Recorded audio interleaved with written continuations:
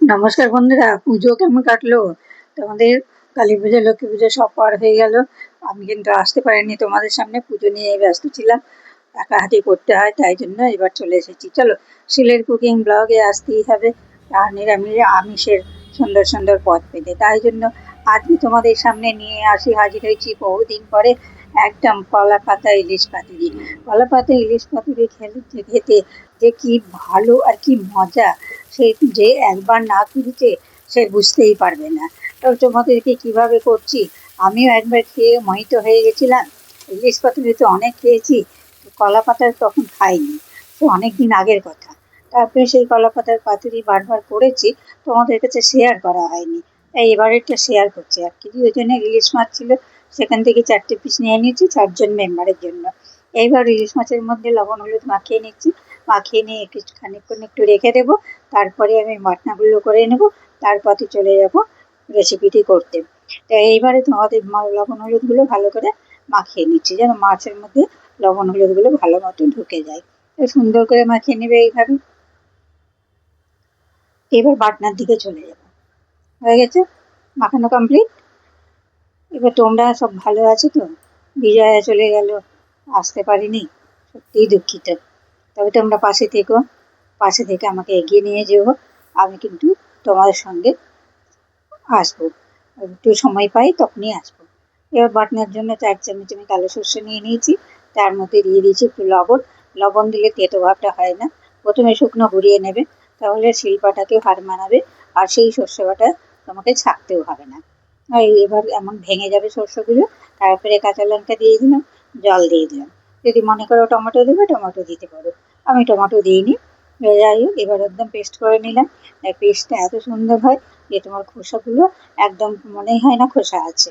সেই জন্য এই প্রথমে কিন্তু লবণ দিয়ে একটু গুঁড়িয়ে নেবে, তাহলে তেতো ভাবটা থাকবে। এবার কলা পাতাগুলো নিয়ে নিয়েছি, আর প্রথমে আমি মাছটা রেডি করে নিচ্ছি। যে মশলা মানে সর্ষে বাটাটা দিয়ে দিলাম একটা বাটির মধ্যে। তার মধ্যে দিয়ে দিলাম লবণ হলুদ আর সামান্য একটু পরিমাণে দই। আর দই দিয়ে ভালো করে মশলাটা ফেটিয়ে নিলাম। ফেটিয়ে নিয়ে এর মধ্যে দিয়ে দেবো একটু সর্ষের তেল। সর্ষের তেল না হলে তো সর্ষে পাতুরির কোনো মানেই থাকলো না। এই সর্ষের তেল দিয়েও মাখিয়ে নিলাম। মাখিয়ে নিয়ে এর মধ্যে এবার মাছগুলো ম্যারিনেট করে নেবো। মাছগুলো ম্যারিনেট করে নিয়ে তারপরে কিন্তু চলে যাবো কলা পাতার দিকে। মাছগুলো প্রত্যেকটাকে এর মধ্যে দিয়ে ভালো করে ম্যারিনেট করে নিব, তাহলে মাছগুলো বেশ সর্ষের মধ্যে একটু মাখো মাখো হয়ে থাকবে, খুব সুন্দর লাগবে খেতে। অসাধারণ, একদম জাস্ট অসাধারণ। তোমরা কি কি এইভাবে করেছো? আর কে না করেছো একটু কমেন্ট করে জানিও। চ্যানেলটা সাবস্ক্রাইব করে পাশে থেকো। শিলের কুকিং ব্লগে সুন্দর সুন্দর রান্না শিখতে পারবে, আর পারবে তোমরা সুন্দর সুন্দর বাড়ির মানুষকে মন জয় করতে খাইয়ে। কলা পাতাগুলো হালকা করে একটু সেঁকে নিচ্ছি।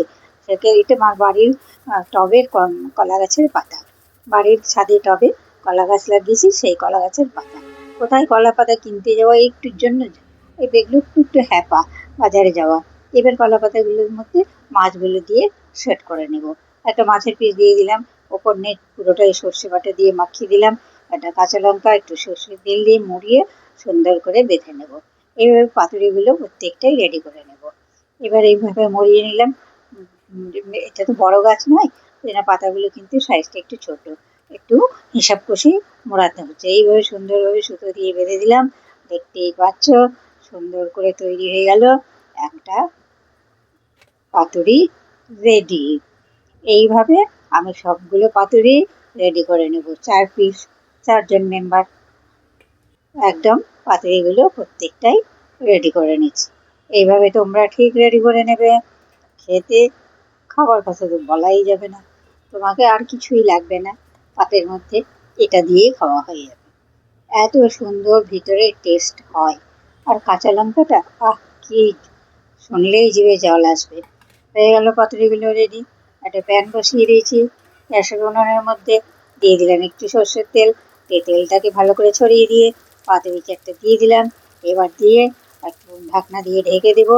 এপিঠ ওপিঠ মিলে মোট মিনিট 20 মতো রান্না করলেই হয়ে যাবে, তারপর নামিয়েই পরিবেশন। তাহলে বলো বন্ধুরা, অনেকদিন পর দেখা হলো। এবার তোমরা বিজয়ের প্রণাম নিও, শুভেচ্ছা নিও, দীপাবলির শুভেচ্ছা নিও, ছট পুজোর শুভেচ্ছা নিও। সব কিছু দিয়েই তোমাদের কাছে আজকে ইলিশ পাতুরি নিয়ে এলাম। ছট উৎসব পালনের জন্য।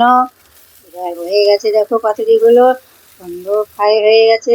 এবার নামিয়ে নেব, ভাতের সঙ্গে পরিবেশন করো। ভালো লাগলে লাইক শেয়ার কমেন্ট করো, আর চ্যানেলটা সাবস্ক্রাইব করে পাশে থেকো।